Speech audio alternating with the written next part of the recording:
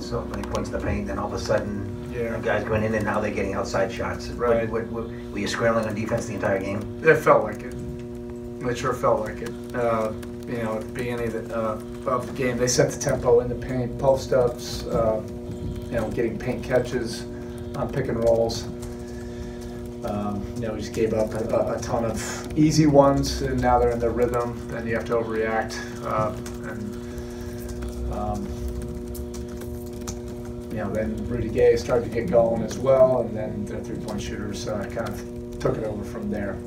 They just really didn't get a handle on our defense for basically the entire game, and that's a big credit to what they do.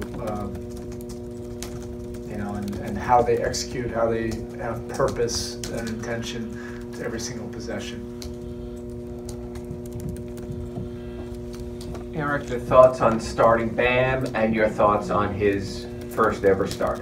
I thought his minutes were solid.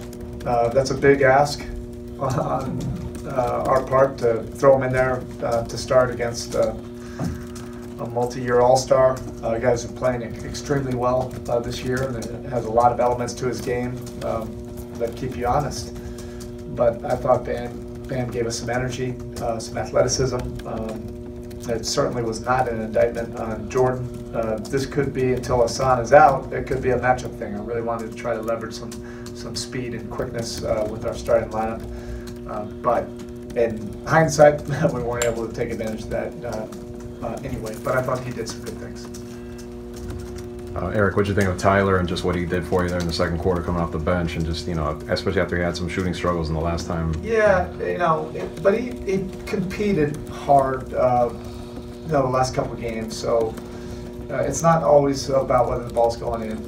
It's how you're impacting the game in a lot of different ways. But he was locked in. He's been locked in, and this is the way he was playing all throughout training camp and preseason.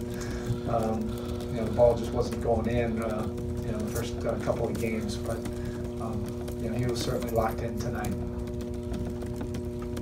It seemed like James also didn't seem like he was hesitating as much when shots found his way. Is that something that you guys talked about, or something he's had? Well, they weren't guarding him either, you know. So you know, as the ball moves, it's the right play. They're really, you know, packing the paint, trying to make us pay or at least bait us into a different game. And so, you know, I thought he did the right plays in the second half once he got into a rhythm of how they were defending him. But our offense was not sharp either.